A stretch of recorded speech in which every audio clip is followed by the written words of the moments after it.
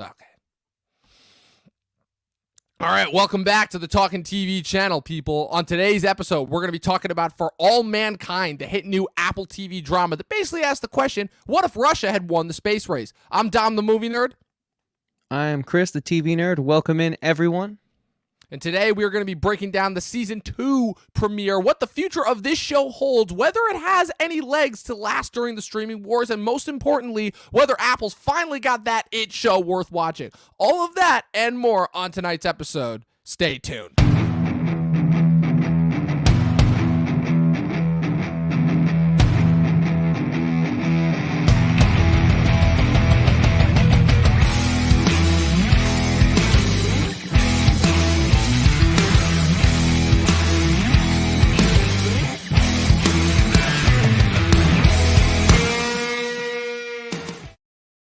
All right, Chris, we're back end of February. That was a pretty good transition overall, although StreamYard up to its usual tricks. What's going on, people? Happy to have you all back for the latest episode of the Talkin TV podcast. Chris, we had a busy weekend, to say the least.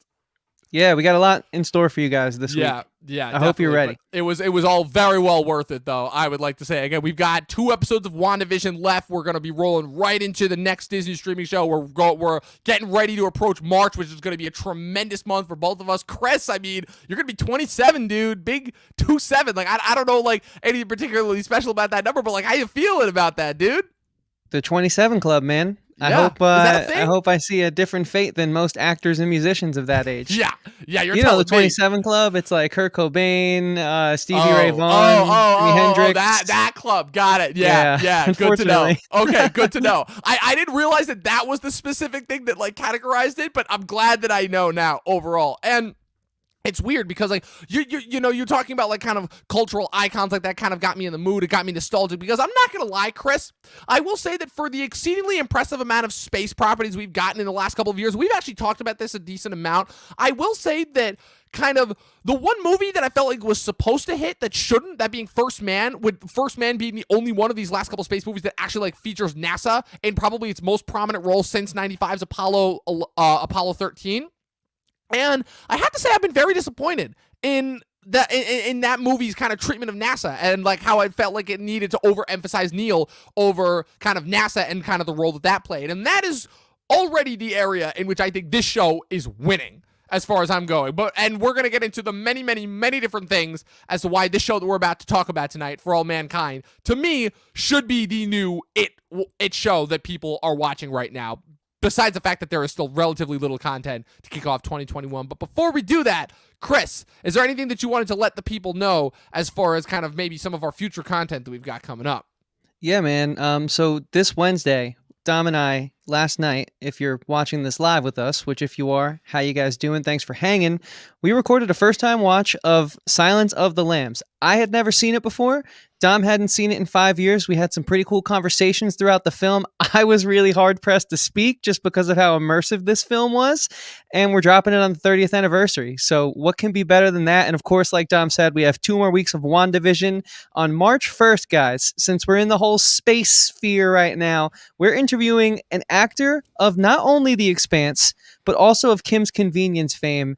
That's right, man. Sujith Varghese, a very talented Hollywood actor, is coming on our little humble show, and I cannot wait to pick his brain. I'm obviously, as you guys know, a huge Kim's Convenience fan, and I started, actually, Dom, I think we got to give the show a second chance. I started the first season of The Expanse. I'm a couple episodes in, and I don't think I was in the right headspace when I watched it the first time. I'm enjoying it a little bit. I've heard that it's a good show, and I've heard that it's only gotten better since like Amazon officially took it over from Sci-Fi. So like I'm definitely very interested to see where that show is going to go. And again, with these perfect segues that you keep coming up with, because again, like space and science fiction, travel, exploration. Luke, happy to have you here as always. I don't know what Reordermic stand is, but I'm glad. I hope you're okay. Yeah, but I'm glad. But the YouTube return is on hold for a little while longer. But hey, we're so glad to see you getting it underway. To begin we'll with. Be here when it's done, man. Yeah, we're not going anywhere. I'm pretty sure we're here for good, which is kind of how I like it. So, Chris, before we get into it, I think we need to discuss the elephant in the room here, which is again the kind of the weird position, let's say, for lack of a better word, that Apple TV has placed itself in during the streaming wars. We're about 2 months into 2021 right now, after a year of Corona and a year of really putting the streaming services to the test. I think it's safe to say that all of them have pretty much carved out kind of their little place within the streaming sphere. I think Netflix definitely has some competition now, which up until last year, it really did not. I think Amazon's carved out its weird little spot. Hulu's carved out its little spot. Disney Plus obviously has its spot. HBO Max has its spot. But Apple, to me, has constantly been in that weird position where I feel like, with the exception of Ted Lasso, which was kind of the first big show that really blew up on its own, Apple really hasn't had anything that allows it to stand out. Like, Morning Show made a big stink last year at the Emmys, but let's face it, that show was going to do well no matter what network it landed on, just based on the creators and the subject matter and the massive cast that was involved with it, which is why, and again, I made it clear on our podcast about it that Ted Lasso was not at all one of my favorite shows to come out of last year, which I think is why I was skeptical, for lack of a better word, when you recommended this show to me, of all shows, in order to continue to kind of push me towards Apple. And so I guess before I really dove into my stance further, I wanted to know, because you'd only watched a couple of Apple TV shows, you knew nothing about this show, you just saw that this was a show about space. So what was it that you would say really kind of attracted you to this show in the first place, as far as being like, yeah, this is the show that we should watch next for Apple? Yeah, it kind of harkens back to our sentiment here on the show about HBO, where it's like, even if it's not their best footing, their best effort, it's still a bar of quality above the rest. And like, it's a little too hard to say that per se for Apple TV Plus, because I've seen 5 things now, 1 being a movie, 4 being series. But out of these 4 series, not only are they slightly different and slightly unique compared to the other, shows in their realm and their genre, they're so well written. They're just, even if you don't like Ted Lasso, I think people at least recognize that it's different for its ilk. It's got something that is an it factor, whether it's for you or not, that is above other sitcoms. The Morning Show, if you guys want to talk about a drama that will knock you off your feet, I cannot wait for you to watch that one, Dom. It's unlike anything I've ever seen, because it's so deeply political and so deeply divisive, but yet it plays it fairly on both sides. And it just manages to do this thing that isn't preaching and isn't tantalizing the audience, where all those other shows fall short, in my opinion. So it's like, there's so far I've found this bar of quality in Apple TV Plus. And I'm sure there's something on there that's really not good, but they also don't have many shows. I mean, it seems like it's heavily curated. So it really leads me to believe that it's worth taking the risk on. And I was craving something space. We needed something for this time of the year. I kind of wanted to find that show that we could bring to the light. I'm hoping this could be it, because I feel like we kind of hit it out of the park picking this one. But that was my impetus for this, man. Like, I haven't been let down by them yet, and I wasn't expecting it. And, well, we'll get into it.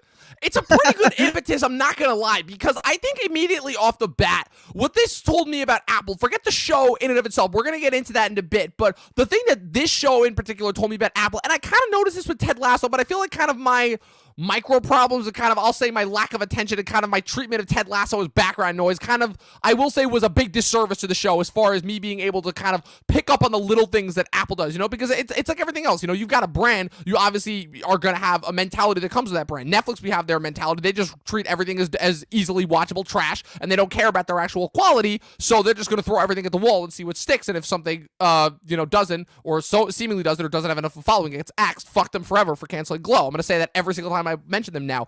Hulu has all the FX stuff, and it just occasionally gets like random good movies, and they're set with that. HBO and Disney have their respective corners carved out, because HBO kind of inherited all of the HBO content, as well as kind of cobbling together a lot of the other like kind of excess content that was floating out there. They've got all the DC stuff. They're making a big push into adult animation. And then Amazon is kind of still trucking along. But I think, to me, where Apple is kind of succeeding, where Amazon is failing, is that they're both very similar, and that they're both these gigantic conglomerates that have got all of this money to throw willy-nilly at these projects.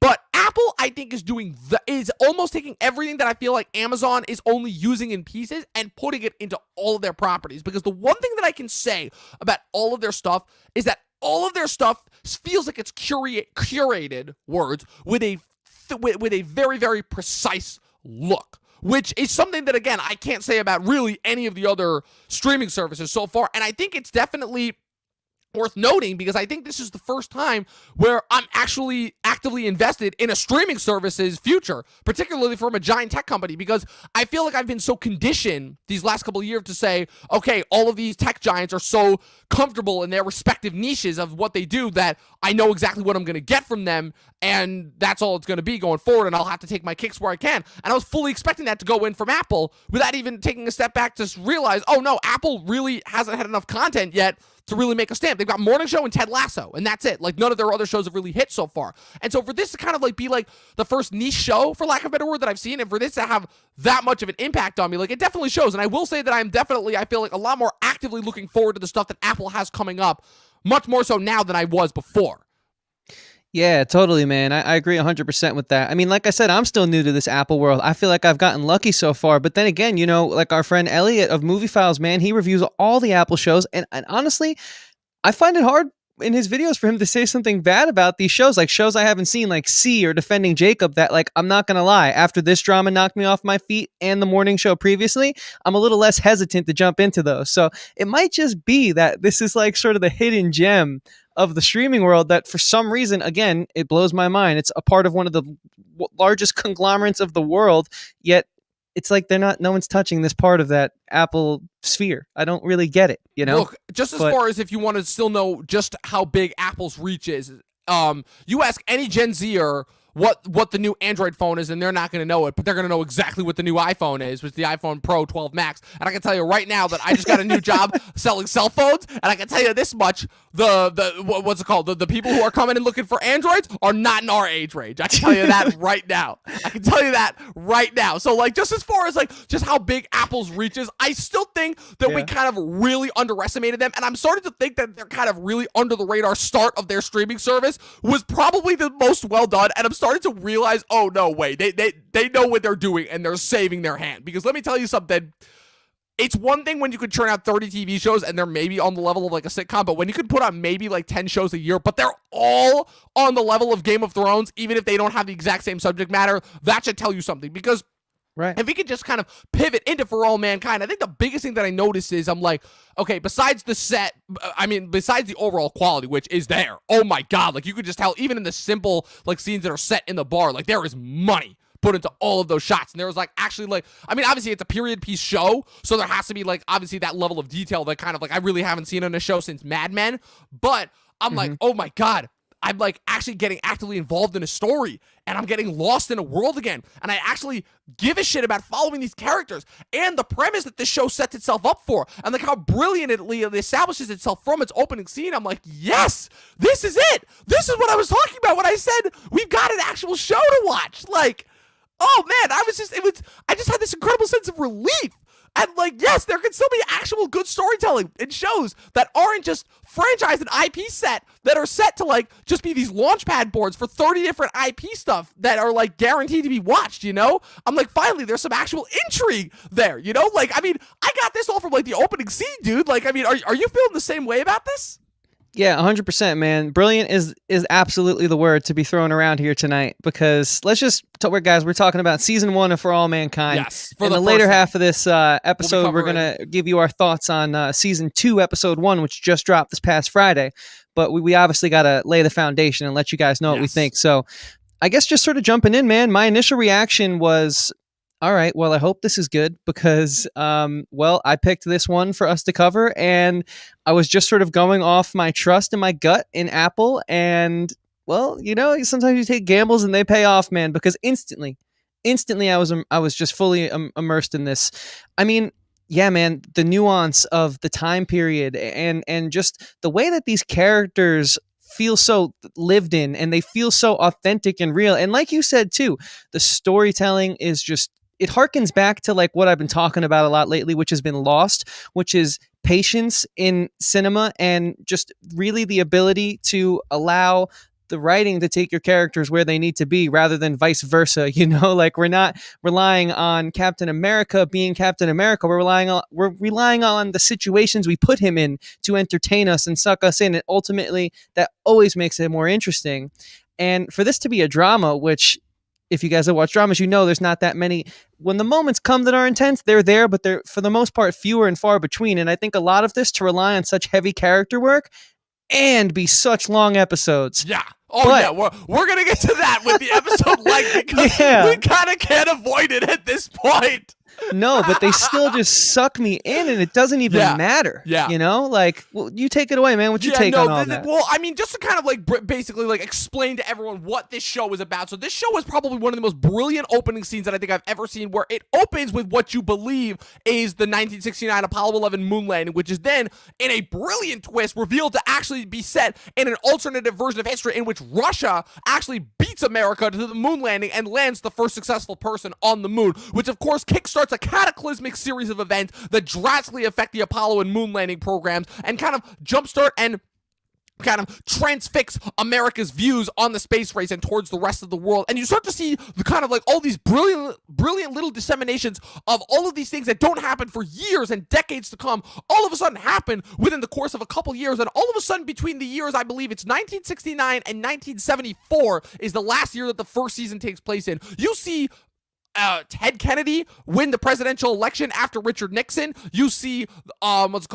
women and people of color all of a sudden jumping up and getting to prominent positions in NASA. You have the Equal Rights Amendment bill passed, and it does this really, really fascinating thing that I'm honestly kind of a little bit sad that a lot of other shows haven't taken advantage of, which is kind of the alternative history role, and really puts it to the forefront and really plays around with all the different possibilities that you could show of like, okay, if this had happened, what would this have changed for our country's history? And that just opens up a rabbit hole of different possibilities for the story and of where this goes. And I'm just so beyond interested in it. It feels like I kind of want to bring that back and factor that into my original point, which is this is, I think, the first new show that I've seen in a while that shows finally there are still people that want to take risks with long-form storytelling, which I feel like for streaming, as much as I enjoy where the streaming model was going and how it kind of fixed, I would say, a lot of the problems of traditional television, I felt like it was also getting away from kind of the thing that made me fall in love with television in the first place. And for this to finally be getting back to that, it was just, again,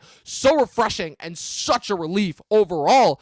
And I think the first point of where I wanted to go with this, as far as kind of what the themes this show tackles, are kind of besides the fact that, yeah, space stuff is cool, I wanted to talk about just how interesting it is for the show to take such a drastic leap as far as showing, okay, no, we're going to go for the idea of what if we as a nation felt something on the level of like the JFK assassination, but with the space race, you know, because that's the interesting thing about history, specifically recent history, right? Is that when an event happened, it wasn't like something like today where we're inundated with so much stuff like this now because of social media that we take one thing like this, we kind of brush it off and it goes away in like a week. Like we can maybe expect this thing to last a week, but like back then when something happened, you could be damn well sure that every single set of eyes was on the TV because, you know, nobody had a smartphone, and just kind of you saw the ripple effects of these types of events on groups of people as a whole, as opposed to just kind of like every individual person. And it's a really interesting feeling, and I think it's something that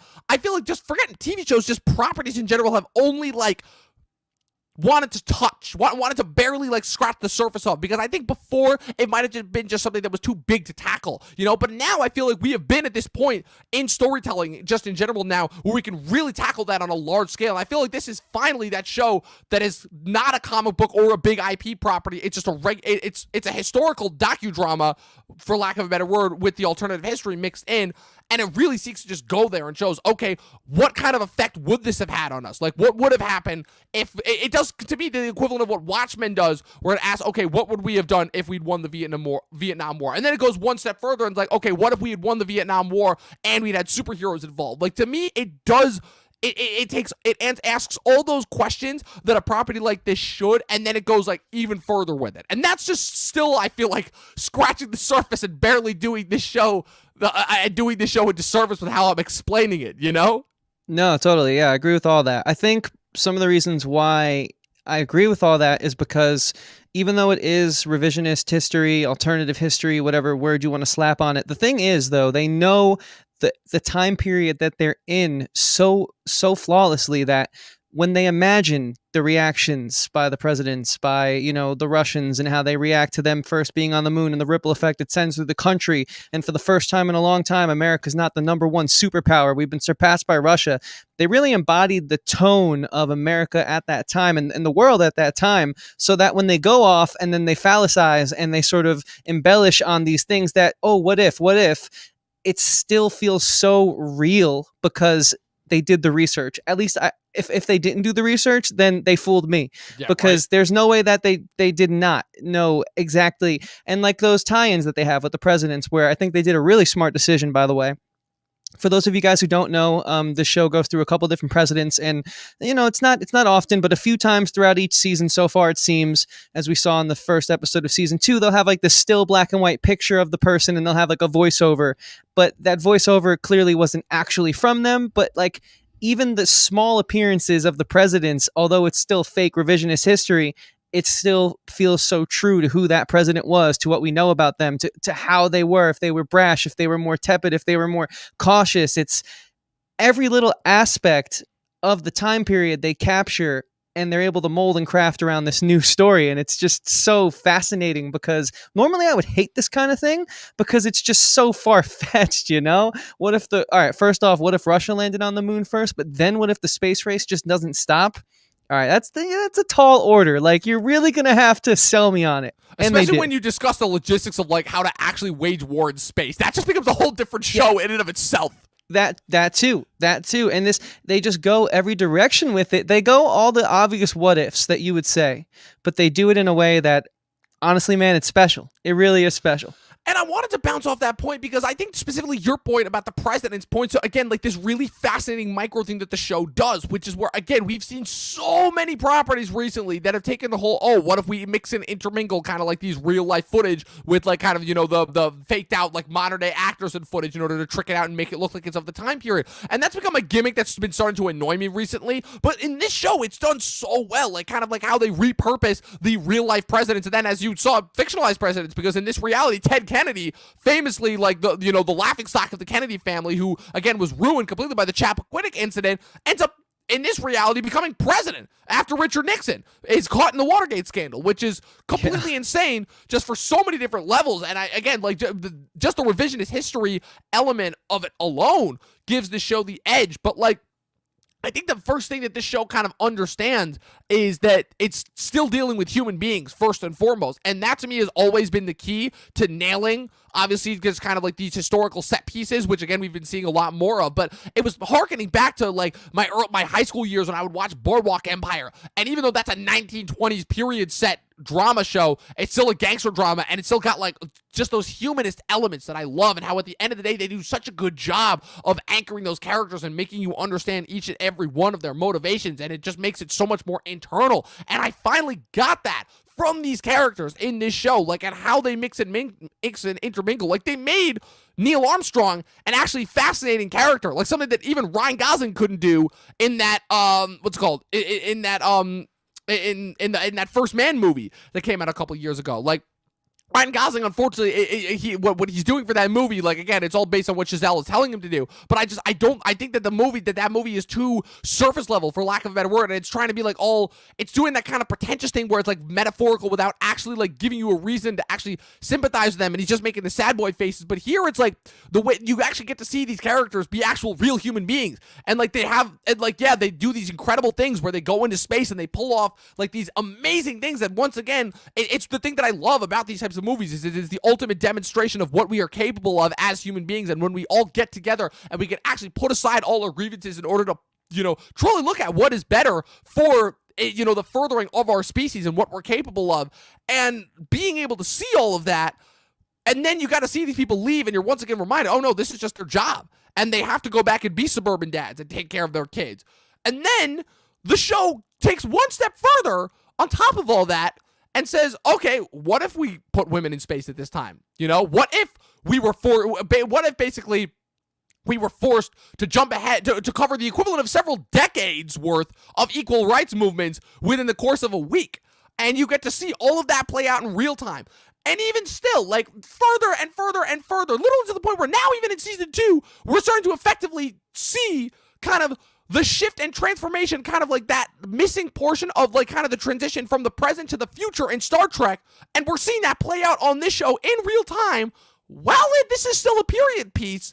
And like the fact that all of that is able to be contained within this 11 episode run, and it's all coherent. It's all fascinating to watch. The acting for the most part is all incredible. Like, Chris, I mean, talk to me here. Like, am I making sense with what I'm saying here? Like, because it's a lot to cover, I feel like.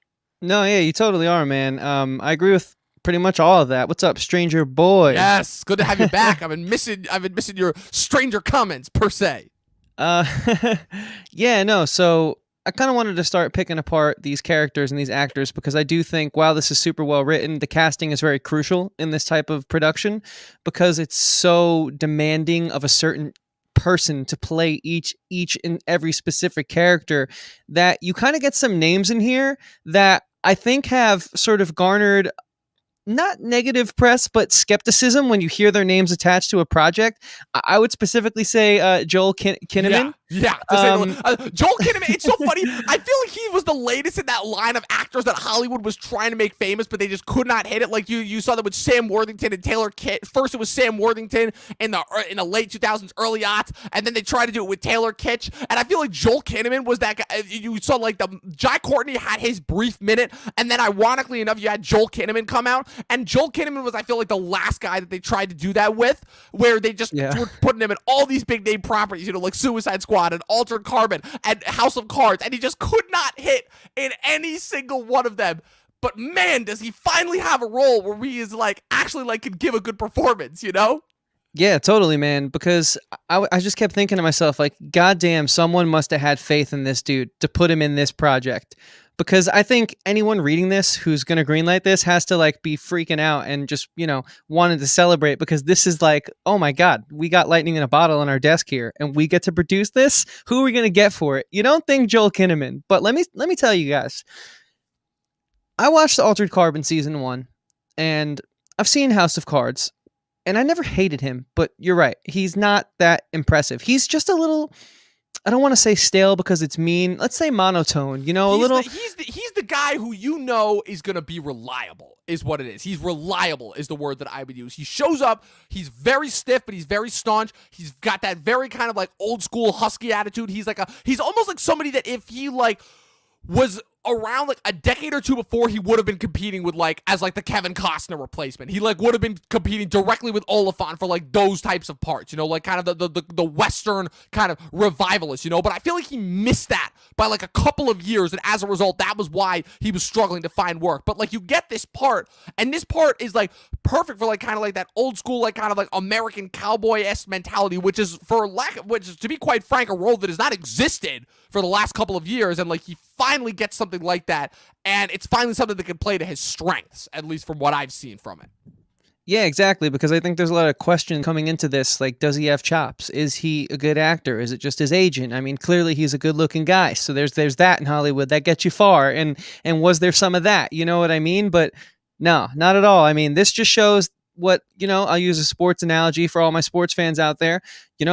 Some quarterbacks suck for years, aka Ryan Tannehill, 5 terrible seasons on Miami. It wasn't him. He's a great player. Now he's in the Titans, top 4 quarterback. The problem was the system he was in. He was not in the right place for his talents. And this show clearly shows that about Joel Kinnaman, man, because let me tell you, he has to play a leader. He also has to play a husband who has a child who he knows he's not able to give enough time to, and he's frustrated about that, but it's not their fault.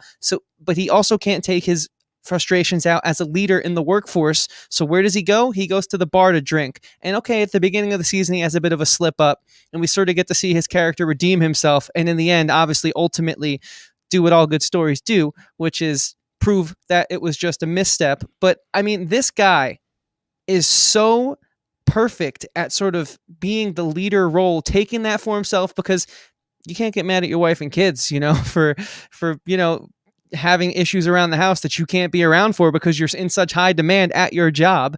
And you obviously, so his chops, man, that's what I'm trying to say. He just threads this needle that's so real and so human, and something that I think, well, I almost feel like I'm not watching something right now. If anything, I feel like I'm looking out my window at someone actually going through one of the most high pressure situations in the world at that point in time, and expressing this. It didn't feel like acting, and that's good art when you're sitting there, when you're watching something and you're not thinking to yourself, this is Joel Kinnaman, I hope this is good. The second that you can kick all those preconceived notions and, you're sitting there, your phone's in front of you, and it's not even a phase when your YouTube notifications are going off, your text messages are flying in, you're laser locked on these extremely long episodes. That first of all, your lead's got to carry that, man, especially in a drama like this. And he really shows that, like I said earlier, it's the role. It's an actor should not be judged on one bad performance, where they also shouldn't be judged on one good performance, right? It sometimes just isn't the right material for them.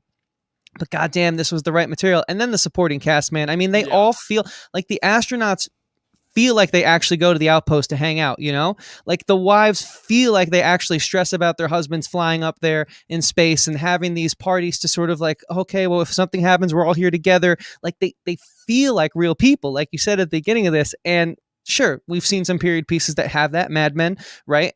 But it's been a while since I think we've seen something like this. It's been 5 years since Mad Men went off the air, which is still crazy to think about because I still like have vivid memories of seeing commercials for that show's last season on the air when I was a senior in high school. And it's crazy to think that we haven't gotten like a really good period piece since then. But like to touch on like all your points you were just making about Ed, I think the thing that makes Ed kind of the perfect character is also the thing that makes this entire cast, because this entire cast, this is the first show again that I've seen in a while where, even though yes, we complain a little bit about the length of each episode, which I'll get into that in a bit, but it's the first show that does the homework to actually give you the time to get to know each and every one of these characters, which is ironic the fact that we would be complaining about getting the proper amount of time with each character, considering the fact that we're talking about the long-form storytelling method. This is TV. This is the place where you go to get more time with your characters. But it almost feels like TV has kind of been abusing that privilege lately, to put it coyly, I guess. And it's almost like they've had to pull back and almost like kind of like put a reminder in place. It's like, no, like put the restrictions back on. But this show, once again, shows no, when you actually get people who know what they're doing and you get actual good storytellers and you get people who are invested in character, first and foremost, that you can have the time and put in the work to justify the length of these stories. Because the thing is that even though not every storyline in every episode is going to be as flashy and interesting as, like, say, the space storylines, the fact that they put in the work to make sure that each and every single one of them feels so damn human, right down to the little Mexican immigrant girl who, like, you have that incredibly tragic ending of what happens with her dad and what ends up happening with her, and how she has to overcome these challenges of her own. And again, like what they're able to do with the women characters in the show and how they end up arguably becoming the most compelling characters on the entire show in each and every single one of their own ways. And a couple of surprise actors that popped up, because it was one of those things where reading all the names on paper, I didn't recognize all the names instantly, but once I saw them, I'm like, oh my god, it's a cast full of that guys, where it's like, yeah, I know that person, and I know that person, and I know that person, and a couple of actors popping up from my beloved Boardwalk Empire. I love that show to tears. It left too soon before it really had the chance to hit, and I definitely recommend it for any people that out there that are striving and feeling the need for a good period piece and a good mob genre and a good gangster piece. I heavily recommend that. And it was great when I saw a couple of the actors that were like only bit parts on that show pop up, and I'm like, oh my god, Julia, J. Edgar Hoover. And of course, like, again, there are character actors in this cast to fill up to the moon. Like Chris Bauer, who's been in 15 million different things. You recognize his face instantly. You may not know his name, but you recognize his face and his tone and his gruff tone instantly as Sabatka from The Wire, as Deke Slayton, Colm Feore from Umbrella Academy as Dr. Von Braun, and everything that happens there. And again, even the new people who I wasn't as familiar with, and getting to know them, all the fantastic young actors, like, just to give a shout out to a few of them, Michael Dorman as Gordo, Sarah Jones as Tracy, Shantel Van Santen as Karen, Jodi Balfour as Ellen, Chris Marshall as Danielle. Let's go. Special shout out, obviously, to your girl, hashtag not Penny's boat, Sonia Walger, Penny herself from Lost as Molly Cobb, who is a character that comes in a couple episodes in, but proves to be a vital character to where this show is going to go in the future. Yeah.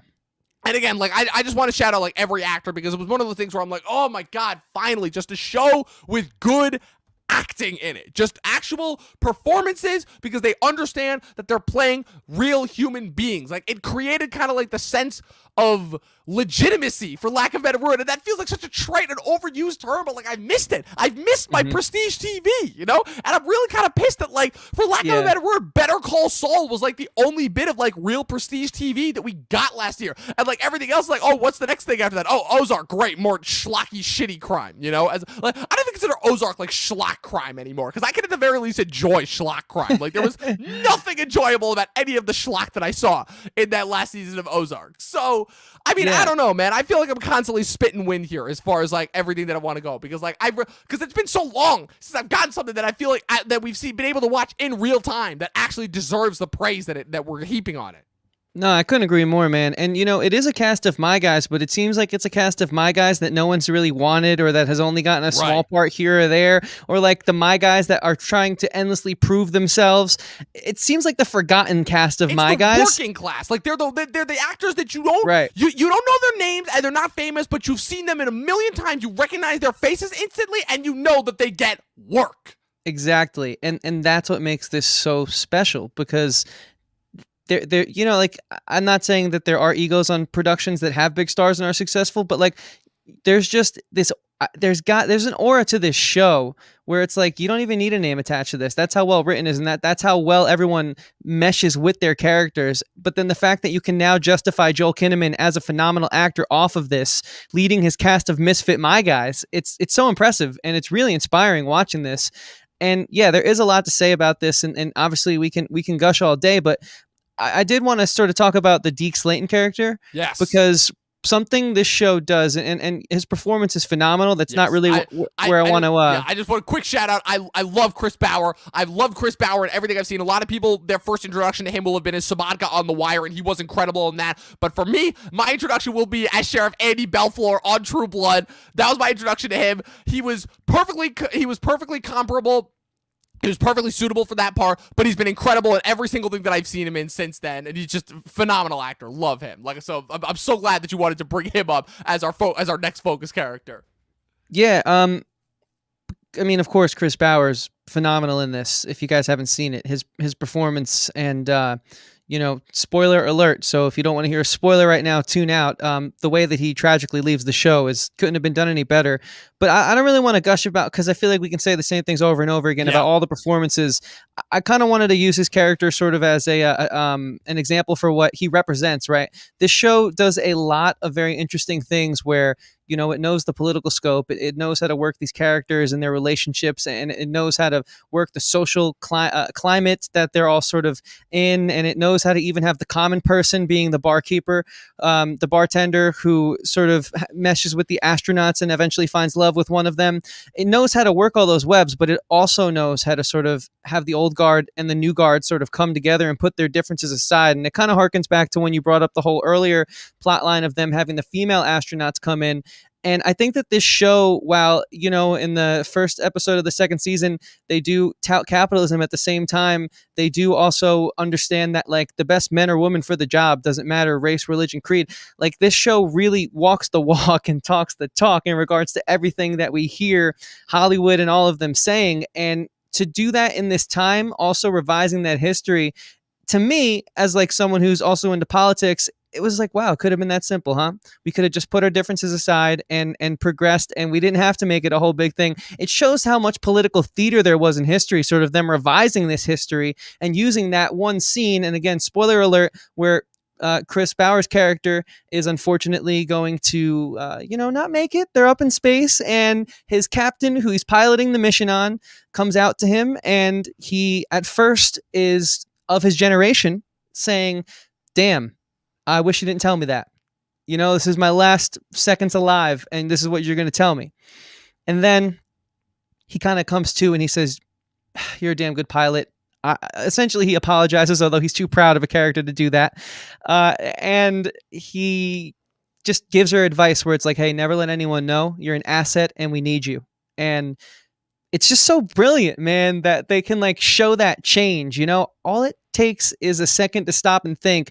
And like, a lot of shows try to impart a message, and I feel like lately we've talked about a lot of films that have messages. Some I backed, some I didn't. But this was such a subtle message, but yet I got that from it because they weren't bashing it down my throat. but yet it was there, it was present because they did their homework, because they knew the history. And that layer was really refreshing. And it just made it a better experience, just because, again, they're people. People make mistakes. People grow. People say things they don't mean. And it's scripted, so it's hard to sometimes make that feel very organic and very tangible, but yet they do it in this. I don't know. What's your take on that sentiment? Yeah, you're 100% on with everything. Look, I'm not going to lie. Deke was, of all the characters, it's tricky because again, the thing that I learned to love about the show, again, it's why I think I gravitate towards HBO shows in general, because this is the thing that every HBO show does so well, where I start the show and I think I'm going to have a specific favorite character. There's going to be like the main character, and then there's going to be like the character that I kind of fall in love with. I think at first, if I'm remembering correctly, it was Gordo, because Gordo was kind of like immediately set up as like the doofus of the show. And then like, I think he definitely had like a really interesting arc as time went on. But then eventually I started to fall in love with all these different characters, and I started to fall in love with Karen and Tracy in particular when I found out like everything that she had gone through with her past, and Margot and everything that she has to go through. And even Ed to a certain extent. With Ed, I'm not going to lie, it kind of turned out to be my least favorite character, at least for the little bit. And they even managed to make me come back around with him and everything that unfortunately happens with his son. But Deke, and I'll admit, it was 100% biased towards Chris Bauer because I love him so much as an actor, and I think that even though he's the same thing and he's super reliable and everything, I always just love seeing him, and I always just love seeing his gruff demeanor because he plays the exact same thing in everything. He's always kind of like the gruff, tough dad figure, but he's always got that heart of gold, and I just loved seeing that from him. Like, right from his opening scene where he's basically the guy that comes in and tells him, yeah, we lost, get pissed, and use that to motivate yourself, all the way up until the end where he is able to put aside, he is constantly given every single chance over and over again to be the guy that ends up like kind of taking away the advantages that everyone has to like kind of move forward and progress at a much highly accelerated pace, and he never falls for it, and he always makes the right decision based solely on what he feels is the right decision. And to me, it's what makes him the most compelling character out of this first season. And it sucks because I'm so beyond sick of Chris Bauer showing up, rocking it for one season, and then leaving the show because he did the exact same thing on The Wire. And it sucks so hard because when he leaves the show, it's almost like he's completely forgotten about. And I don't want that to happen here because he was such an integral part of this first season. And now, obviously, knowing where the show is going to go and how it's good, and obviously, again, we're going to get to that when we talk about the premiere episode for season 2 and kind of showing where the legs are for that show to kind of continue into the future, kind of the more sci-fi routes that it's going to pursue. I don't want us to like kind of forget that. I don't want this show to make that mistake that most shows of this ilk do, which is they forget the human elements, because that to me is what made this so compelling in the first place. And it's again part of what made Deke's death, among many other characters' death, because this is a first season that also, like many other shows that I feel like I've been missing from, there are a lot of people that die in this first season because they show that the space travel, it's not easy and it's hella dangerous. Yeah, it's very realistic. There can be big explosions, and there are a lot of people that die, and there's a lot of really sad, tragic deaths, and there are also deaths that happen far away from the space landing platform. Like, the show is very, very in tune with the fact that death is a part of life, and they show that like this type of transformation is needed in order to like kind of progress us forward, and it's done in a way that actually feels tasteful. Like, this show brought, for lack of a better word, tasteful death back to television, which is something that I feel like has been missing for a while now, you know? Totally. I totally agree. And I think we do need to jump into season 2, episode 1, but I just want to first say one last thing about season 1. And if you guys watch this show, if anything, just put your phone down when you get to episode 7, Hi Bob. Yeah, I agree. That is one of my favorite episodes of television I've seen in years.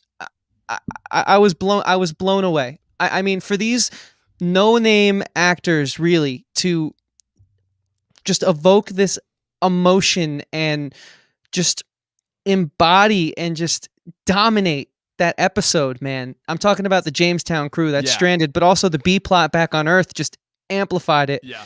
It's really good. It's so good.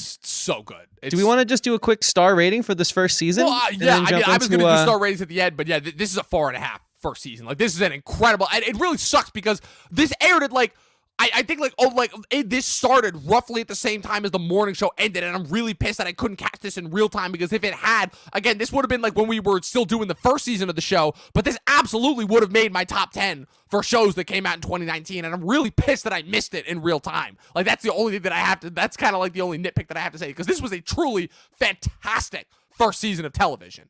Yeah, same. I'm gonna go 5 out of 5, man. Wow. This hit all the right. It was this close for me. It was this close, but I think it was the episode length and towards the second half of the season. There were a couple plot lines in there. Not that many, but there were a couple where I'm like, oh, okay, this is we're doing this now, and this is the dialogue, and these are the exchanges that we're choosing. Okay, it was very, very few and far between. But for those last, particularly those last couple episodes, I was like, okay, but it's still, again, fantastic debut though. I noticed some of that, and I think some of it is my bias for that High Bob episode, just being honestly some of the greatest filmmaking I've seen in a long time. But I forgave it very easily because this show, same as when we were talking about Silence of the Lambs yesterday, has the most nitpicky critiques of all critiques in the world, at least for the first season. So, Dom, season 2, episode 1, right? Season 2, episode 1. So this episode was entitled Every Little Thing. It's directed by Michael Morris. There was a lot of returning directors and writers from the first season. Again, a notable inclusion, that being director Andrew Stanton, who directed the Pixar movies Finding Nemo and WALL-E, and has also directed several episodes of Stranger Things. Will be directing 2 episodes coming out this season. And almost immediately off the bat, again, it's really weird because this is kind of the first time where we're doing this, where we're kind of covering the entire first season of the show and then kind of jumping into kind of the recap section of the second season. But I think immediately off the bat, what this first episode demonstrated to me was showing, okay, we have the legs for, we could, if we wanted to, we could have this run for a 4, 5, maybe 6 season arc, and we're going full sci-fi route. The thing that I loved is that it did that thing that I love when shows can do, where they have their first season and they have the whole incredible self-contained story, and if you feel like it's so expansive and it sets up the world so well, and then the second season comes in and shows, oh no, you thought that was cool? We're just getting started. And that was the first thing that I noticed off of this episode. The expansion of the colony in space, kind of where their relations are with Russia, how they did the time jumps, so they can show how drastically things have changed for the characters, how they're going to get into some of these new characters that they do, because I love it when shows can actually bring in new characters that, and kind of bounce them off of and change up kind of the dichotomies, the old dichotomies we've gotten used to. Again, there's so much that happened in this, but there was so much setup that happened as well for the future of the season that I don't know how much it is that you want to talk about plot wise with this episode as opposed to kind of where this is going to go in the future. But what did this episode demonstrate to you, kind of compared to the whole fantastic first season that we watched and where this is going to go? Because I don't know if you knew this, but similar to Ted Lasso, this has already gotten a 3rd season renewal. Awesome. I didn't know that. Yeah. That just made my night. I wasn't sure if you'd read that, but I saw that on the Wikipedia page. I'm like, wow, that just shows how much, unlike Netflix, how much confidence Apple has in their stock going forward, Yeah, totally, man. So yeah, season 2, episode 1, Every Little Thing, the Bob Marley reference, the Bob Marley song. That's a significant year. 79 is the year that Bob Marley passes away. It's the year that song's number 1. That message in that song is phenomenal. Paul McCartney touts that album as the greatest record of all time. And he was so culturally important. So again, they're just playing to their strengths, knowing their history. Even though it's revisionist, they still keep some of the actual reality of the world in there. And Every Little Thing really is so profound of a song to use because of the situations that the characters are in. And this show does what I love when dramas do, where they take their time, they realize what worked in the first season and they kept it. And I'm going to specifically say the pace, because at first, you're like, okay, 5-year time skip. Well, we're easing into this. I wonder what's going on with Ed and his wife. They lost their child. Is everything okay? But they're going to get there. They don't quite start off with Ed, They start off with Margot, and she's running NASA now, and she's sleeping in her office. And, we don't really know what happened to Aleda. We know they were close. She's gone. She hasn't come back. And they introduce all these new characters. And guess the point of what I'm trying to say is they take their time, they get you comfortable, and then the bomb drops, right? And we go and we revisit that opening sequence. And the filmmaking in this episode rivals High Bob for me, because I love that type of stuff, man. Yeah. I love that type of picking up where we left off, having the super calm, amazing moment where they could have just left that and had it have been them watching a beautiful sunrise. Yep. But they know what they're doing. They know their audience. They are doing. And it was just brilliant. And you're right. It is more of a sci-fi edge this season, it seems. At least we don't really know what's going to happen. But again, that's what I like, because it shows it. These creators they have, because I checked and researched, and the main guy who is the primary showrunner for this, his name is, let me look it up. His name is Ronald D. and he was a writer and executive producer on Star Trek and the reimagined Battlestar Galactica, and he's also worked on Outlander. So yeah, this guy knows. Battlestar 2008? Battlestar 2000. I'm checking right now, but yeah. So Ronald D. Yep. The reimagined Battlestar Galactica that came out in the 04 to 09 run. That is the greatest. Oh my God! Yeah. No wonder I like these guys know what they're doing, to say the least. Yeah, I mean, I feel so confident because we have moon bases, we have Russians building up their forces, we have Americans building up their forces, we have. Now, the military is stationed right there in the control room, which used to be the family screening room. Well, now it's the Pentagon. And guess what? Be careful what you say, as Margot learned in this episode, because clearly, while you can be friendly with them, there are two different ideologies at work here. And we didn't really see too much of that in the first season. We saw it a little bit halfway through. But so they're introducing new elements on top of this old formula, and I'm very intrigued. It's hard to speak to the quality of the season. This was a quality episode. It was obviously just as well done. I want to see where it goes, man. And I gotta say, this hooked me. I mean, you take it away, Dom. Like, are you as hooked as I am? The only thing that I have to say about this is, yes, obviously I am hooked. I think that this episode immediately established that the show has legs and they absolutely know what they're doing. And I think they're absolutely going to have another interstellar, pun intended that time, season. Hopefully, unlike that god-awful unintentional pun that I made last night. Oh my God, I still hate myself for having made that. You know what I'm talking about. That might be one of the worst jokes I've ever made, and you guys are all gonna know what I'm talking about when you guys see the first time watch tomorrow.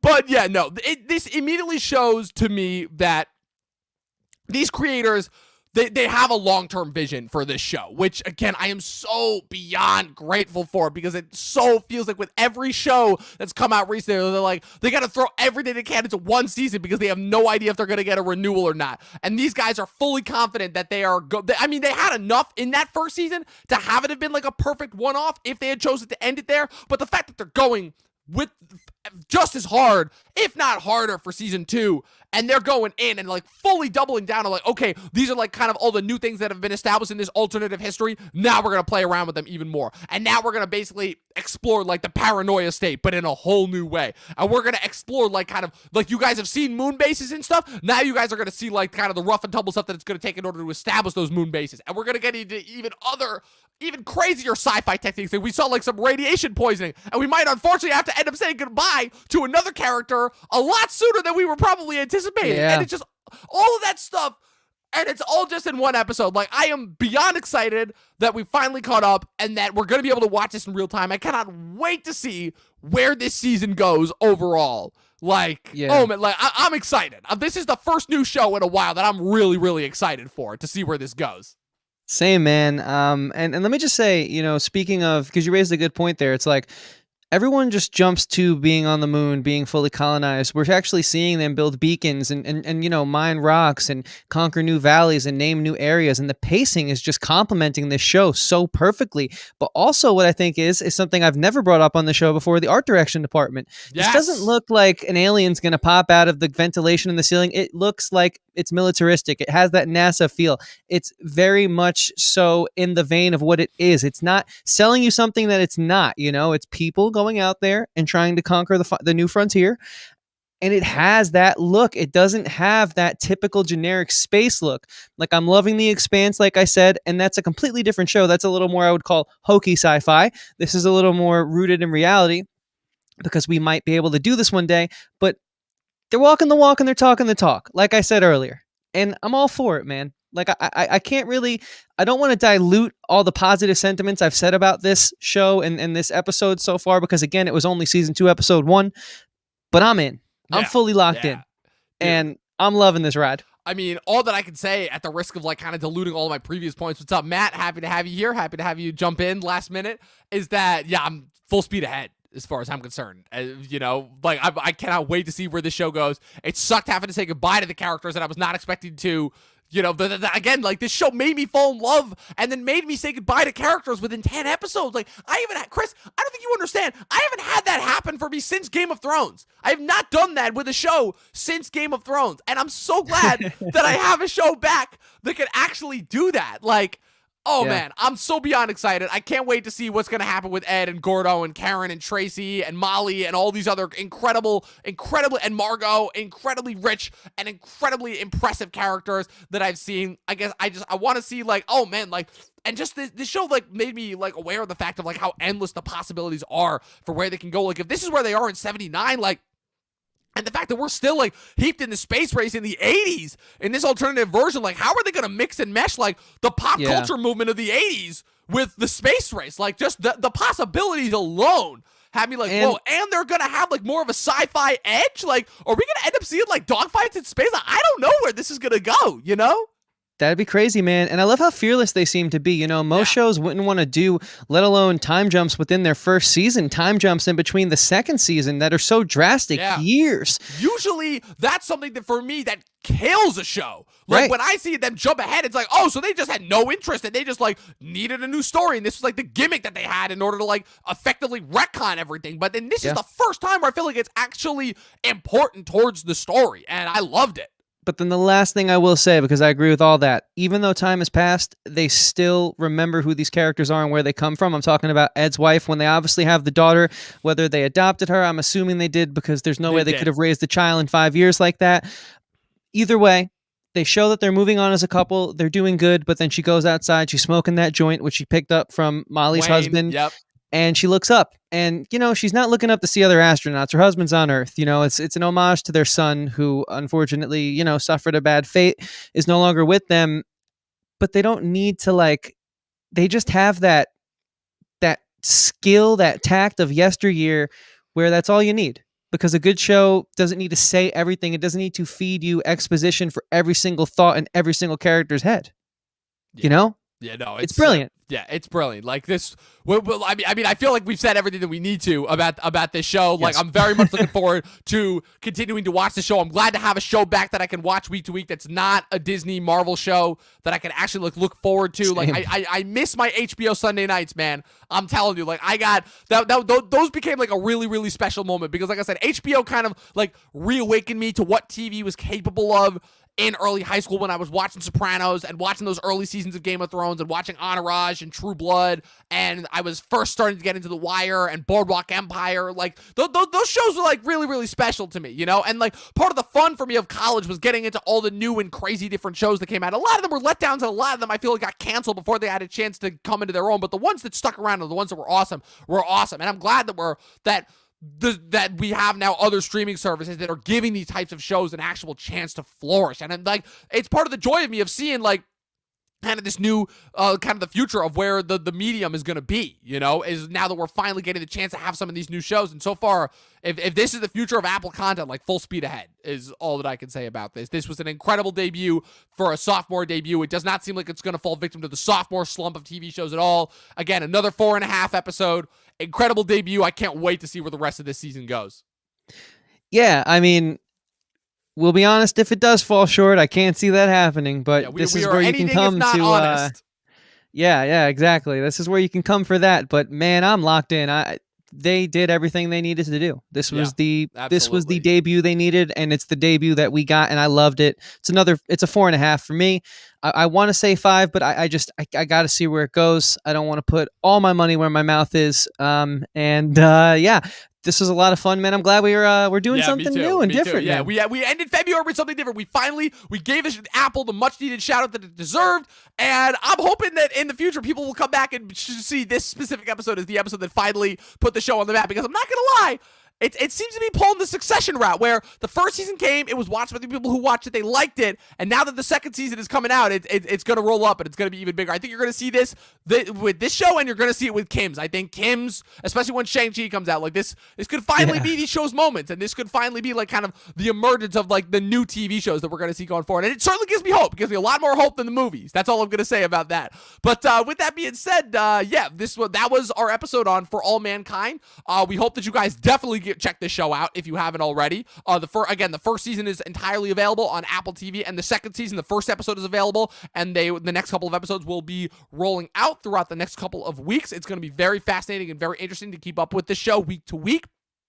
As always, guys, we have new content that we put up on every Monday, Wednesday, and Friday. We've got our Silence of the Lambs first time watch coming out on Wednesday, and our episode where we'll be recapping WandaVision's 8th episode this coming Friday. Again, stay tuned because we're going to have a lot of crazy stuff coming down the pipeline in March. Again, we've got Raya and the Last Dragon. We've got Coming to America, the Snyder Cut. We're covering the Russo brothers' new movie that's going to Apple TV. Godzilla vs. Kong to wrap up the month. We've got an interview with another Kim's Convenience and the Expanse actor. We've got a lot of stuff, to say the least, overall. And to me, the biggest thing that I feel like we haven't got to talk about, Chris, it's going to be our 1-year anniversary on YouTube, dude. Like, I don't know about you. I'm pretty stoked about that. I'm planning on pulling out all the stops for that one. Like, we're gonna have like a couple of like just randomly going live celebrations this month of March, but that one might be the one that I'm looking forward to the most. Like, just seeing like where we started on YouTube versus where we are now. Because like, dude, if you ever want like a trip just to see how far we've come, go back and watch that first Lost episode that we did on the YouTube channel. Man, that shit is a trip.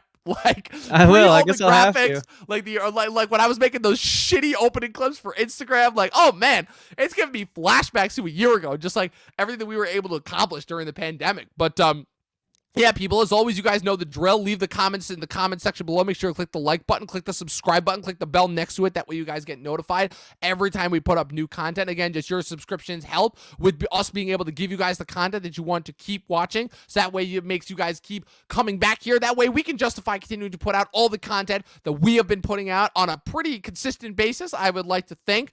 Chris, you've been hyping up some projects that you've got coming out a lot, so continue to hype, my man. Like, when is that stuff coming out that you're working on? Yeah, thanks, Tom. I'm working on my comeback record. Let's start calling it that, because that's what it's going to be. I've been in bands my whole life, and now I'm going solo, as they like to say, and I'm excited about it. I haven't written this intensely in quite a long time, and I really believe in these songs, and so I'll keep you guys updated on the process. We're still fairly in the earlier stages, but I can't wait for you guys to hear it. So that's why I'm hyping it up now. And if you want to follow the journey, pretty soon, like in a month or so, I'm going to be start releasing little teasers, little snippets, let you into my process, get you behind what I'm thinking and what you can expect. And you can find all that type of stuff on any of my social medias at Christian Ivanko. It'll be in the description below.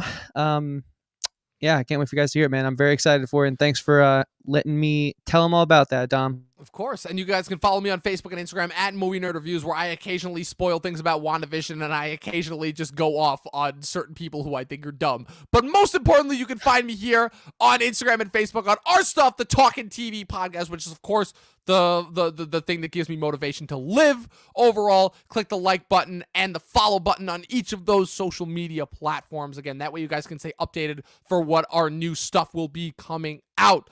As always, people, 12 seasons in a short film, and watch For All Mankind, because it's fucking great. Watch more fucking movies and TV. We'll see you guys next time.